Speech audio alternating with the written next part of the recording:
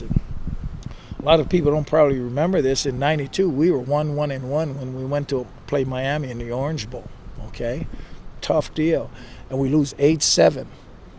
You know, they hadn't lost in the Orange Bowl since Flutie, I think 12 years earlier, and we missed on a tough field goal, and it was really a downside. And then after that game, we took off and won out, beat Washington at the end of the year, 16-3, which was wonderful. And Coach James, since I was in his first recruiting class and played for him, to be able to shake his hand across and then we got swamped. Well, I just felt that after we played UW in the second half, because we weren't sure. I guess the defense got beaten up quite a bit the year before. I thought we were going to play well after spring ball and two-a-days. I thought we were going to be a good, but I'm not sure there was a lot of belief quite yet. And that's how we were in '92, because our '91 team was really young when Teddy and all those guys were young. That was one of the few losing seasons I can remember here in 43 years. I've been in 2 losing seasons. '91 was one of them. And but I could tell after the Miami game we played well and we took off. It was the same thing after the second half. Washington, we started feeling good. We really, in my humble opinion, beat SC much like we did at Miami, but came up short on the road. And then after that, Washington State was just like the year we got after them, and it took off again. And it just reminded me of the same thing, the confidence that the defense felt, a year ago. And so now what we got to do is we got to continue to build on that, because all these things were off of last year's team, these pre-rankings. Who are we going to be? And that's what we got to understand as a defense and a football team. You feel like the gang is back together? Well, we lost a couple major pieces, and you're talking about the staff. Yeah, some of them, some of the people, in my career I get asked that a lot. I've only been really 3 places in the last 43 years. I don't count Hawaii because I went home and just kind of stumbled on that job. But when I looked at it, Texas won a lot of games. Stanford, Rosewell won a lot of games. I still think when me and my wife Donna talk about it, this may have been our favorite time, because myself, Rich Ellerson, we were all young coaches trying to create a reputation for ourselves. Being with Dick, being a father of young children, those kids now having an opportunity to come, those are really special times. And then, we had a heck of a run here. Some of the things we did in the 90s and all of that. So now having Dino back, who we brought in midway, and then Brennan came back as a GA, and then so Siamalu I recruited to the University of Hawaii out of high school.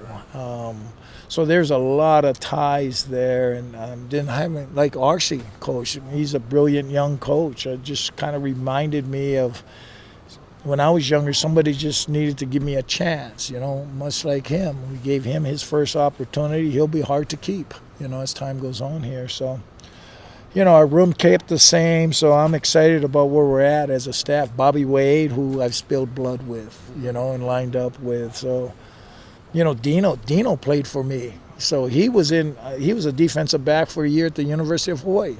So he was a player, GA'd for me. So it is, in some ways, it's nice to have some familiar faces. And when I'm able to tell an old story, guys in the room remember those times. At Texas, I had a lot of cool stories. Nobody could relate to them. They were all Southeast Conference guys, and they'd share their stories.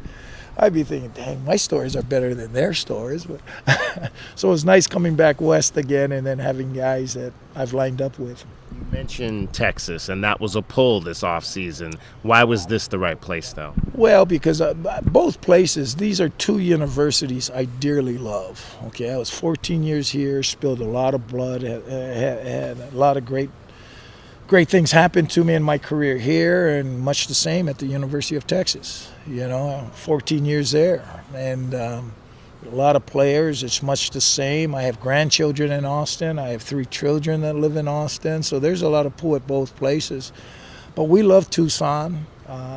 This is always a place me and Don have talked about. Maybe when it's all said and done, this is where we'll end up, because prior to Dick leaving, we had made the decision that we're just going to stay here. Because, I turned down jobs to UCLA, Cleveland Browns with Belichick. Nick Saban was the defensive coordinator at the time. We had some cool opportunities, but we loved Tucson, and our kids were raised here. So obviously that's a draw. And then all the coaches, like you mentioned, guys that have been around, and Brent, I really want to be part of that.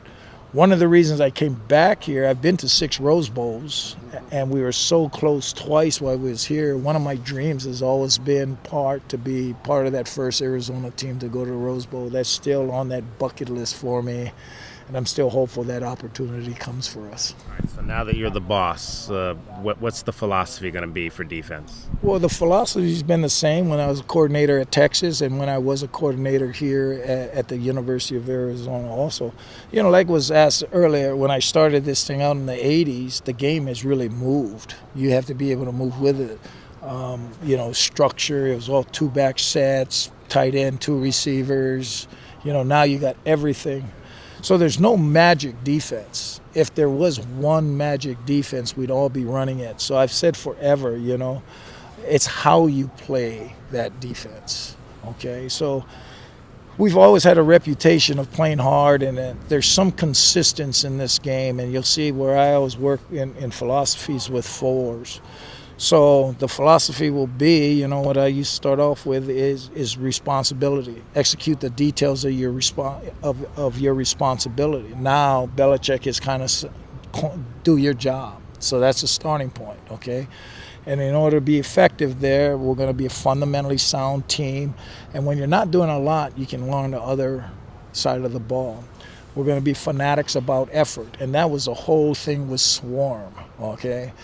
Because words trigger picture. So we changed effort to swarm. We will swarm the football.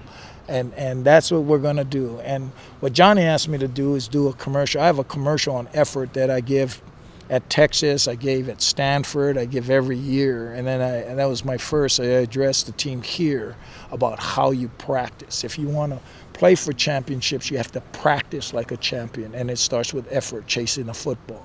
And that's what the Swarm did. So if you noticed, our players back in the 90s used to just say, we're swarming the ball, because that's a different word than effort. Because now words trigger picture, and swarm means this, and that's what we do. And so we're going to swarm the football here, and we started it last year. That was the first defensive meeting I gave to this team in my effort commercial. We're going to be physical, okay?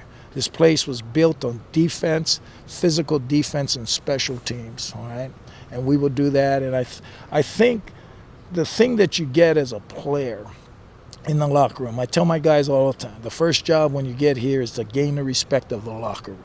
And you do that through toughness. Everybody respects physical toughness, and what I've added is mental toughness, because you're going to have adversity in this game. You're going to have adversity in life. You need to be able to manage that. And then the fourth part of the pillar is we need to hunt the ball.